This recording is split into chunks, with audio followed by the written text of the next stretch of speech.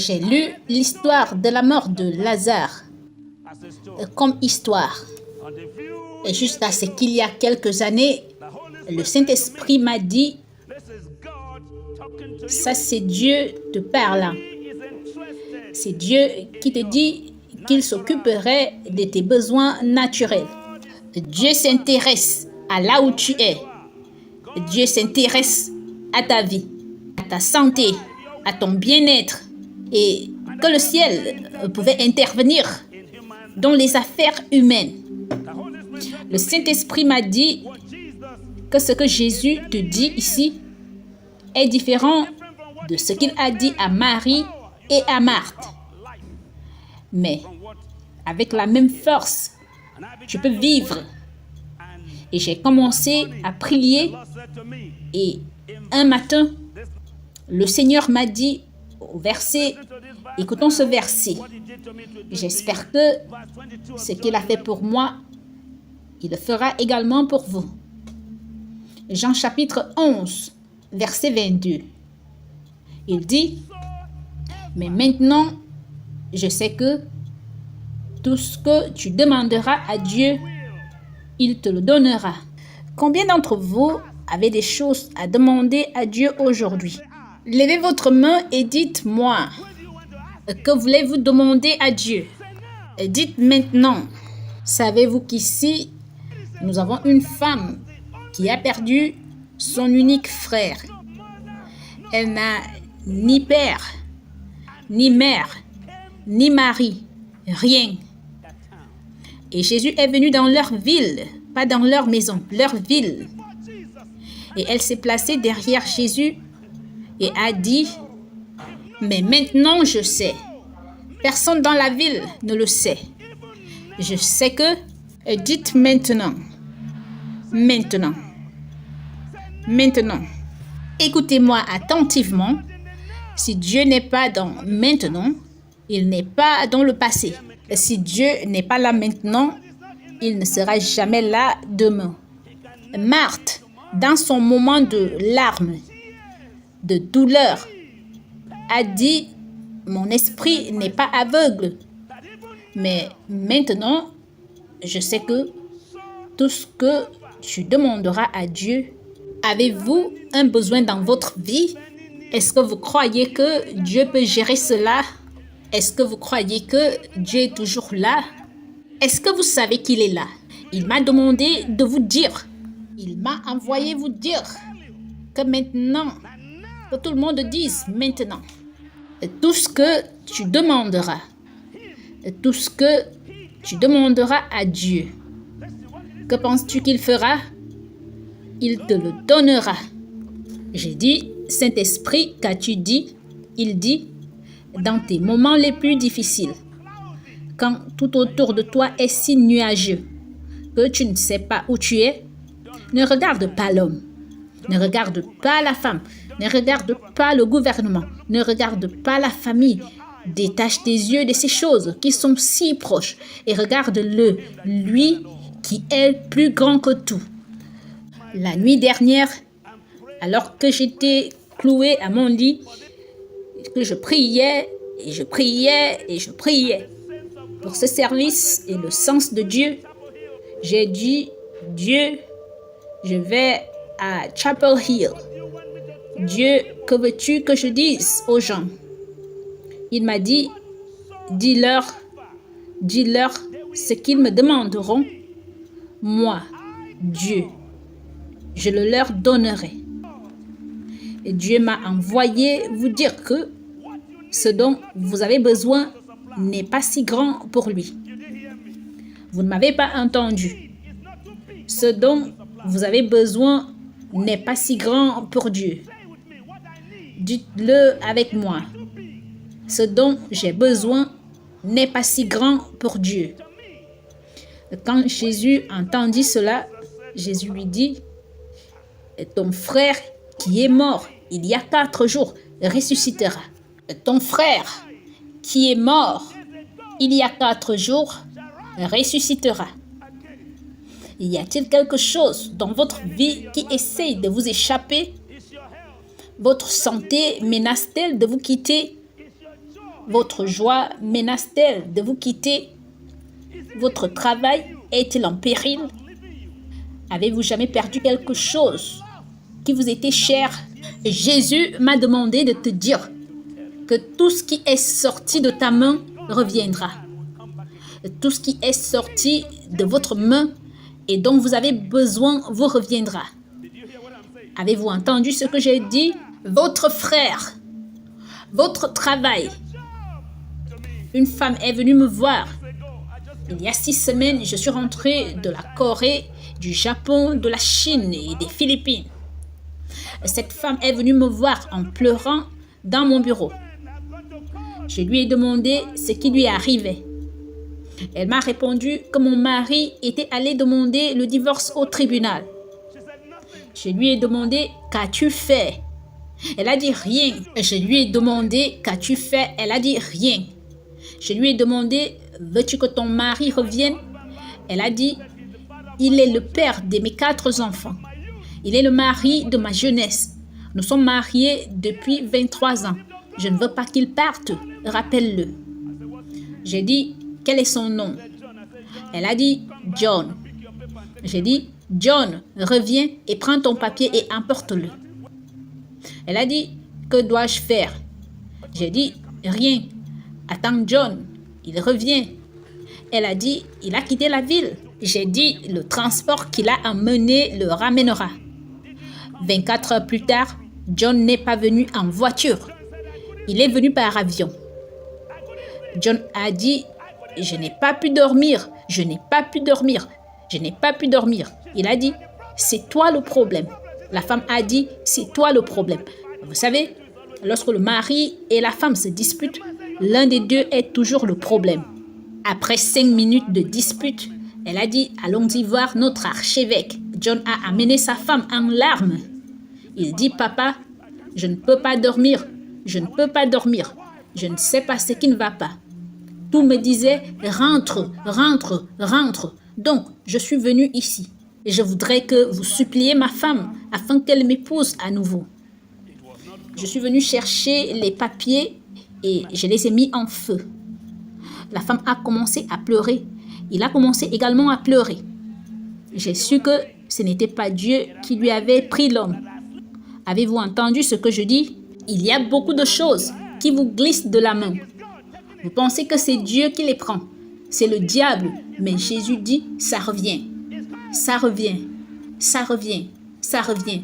Le pouvoir revient. La vie revient. Dites Alléluia. Dites Alléluia.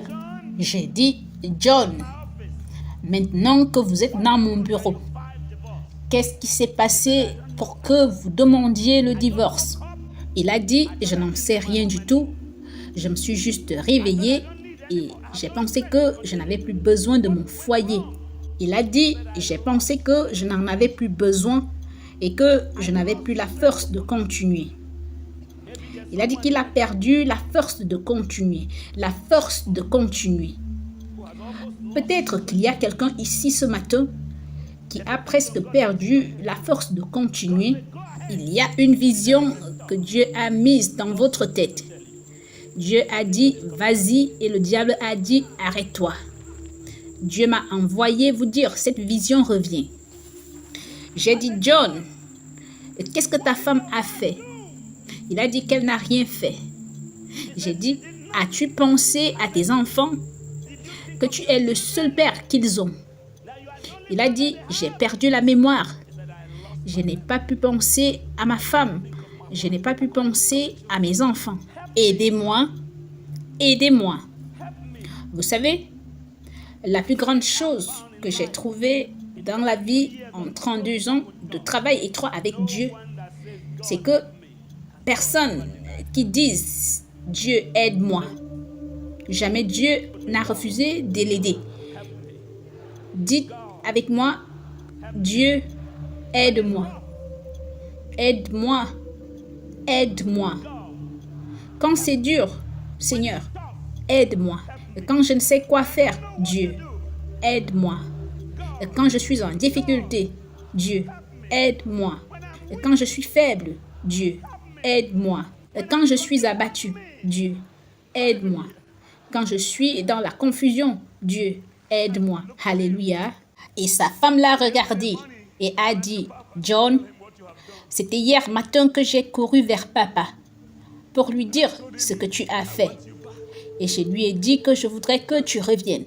John a dit à quelle heure? La femme a dit à 11h. John a dit à 11h15. J'étais en réunion quand j'ai pris une excuse pour aller aux toilettes et j'ai entendu comme un haut-parleur dans mes oreilles, John, John, John, rentre à la maison. Et j'ai dit, sais-tu qui t'appelait? Il a dit non. J'ai dit, c'était moi. Ah, je t'appelais. Il a dit, la voix ressemblait à votre voix. Et j'ai dit, oui, je l'ai fait. La vie spirituelle n'est pas mystique. Je vais expliquer cela. Quand vous décidez de marcher avec Dieu, vous entrez dans le mystère. Dieu peut intervenir à tout moment. Dieu peut descendre même quand vous n'êtes pas prêt. Il dit, j'ai pris une excuse de la réunion et je leur ai dit, je rentre à la maison. Les gens ont dit, nous n'avons pas fini. Il a dit, l'appel que j'ai reçu des toilettes est plus que cette réunion. Qui l'appelait? Dieu. Dites Dieu. Je ne sais pas quel est votre état d'esprit ce matin. Je ne sais pas quel est votre état d'esprit ce matin. Je ne sais pas qu'est-ce qui essaye de glisser de votre main. Mais le message que je donne de Dieu est très simple. Marthe a dit, mais maintenant je sais. À la minute où tu sais que Dieu est intéressé par ton mariage, la minute où tu sais que Dieu est intéressé par ton entreprise, la minute où tu sais que Dieu est intéressé par ta santé, la minute où tu sais que Dieu est intéressé par ce que tu fais pour lui, le travail prendra une autre allure. L'entreprise aura de nouveaux coûts. Votre vie aura une nouvelle direction. Je ne sais pas combien de John nous avons ici ce matin qui veulent aller au tribunal pour demander le divorce. Dieu m'a envoyé vous dire de ne pas le faire. Vous dites, je suis déjà loin. Reviens. John, reviens. Reviens, John. Reviens, John. Dieu dit, reviens. Vous dites, pourquoi? Et je dis, pourquoi pas? Il dit, ma femme est un diable. C'est pourquoi la Bible nous dit de chasser les démons. Comment pouvez-vous gérer le monde si vous ne pouvez pas gérer votre maison? Peut-être que c'est une erreur de langage, mais je ne suis pas sûre que vous puissiez gagner le monde entier si vous ne pouvez pas gagner votre maison. Pourquoi Dieu m'enverrait-il dire ce que je dis maintenant? C'est parce que Dieu sait que vous avez besoin d'aide. Qu'est-ce qui est en train de mourir dans votre main? Jésus m'a demandé de vous le dire. Ça vivra à nouveau. Dieu vous dit aujourd'hui, je veux m'attarder sur le monde. Et dites, je sais. Je ne vous ai pas entendu. Essayez une fois de plus. Mais maintenant, je sais que tout ce que tu demanderas à Dieu, il te le donnera. Car Dieu a dit, vous pouvez voir des crises, mais chaque fois que vous verrez une crise, il y a Christ. Pouvez-vous dire Amen? Je cherche Jésus au centre de toutes mes crises. Et quand j'ai des crises, je cherche le Christ au centre. Et quand Jésus arrive, toute la tempête s'écroule. Dites Alléluia. Oh, voyons ce qu'il y a dans cette Bible. Psaume 18, verset 50.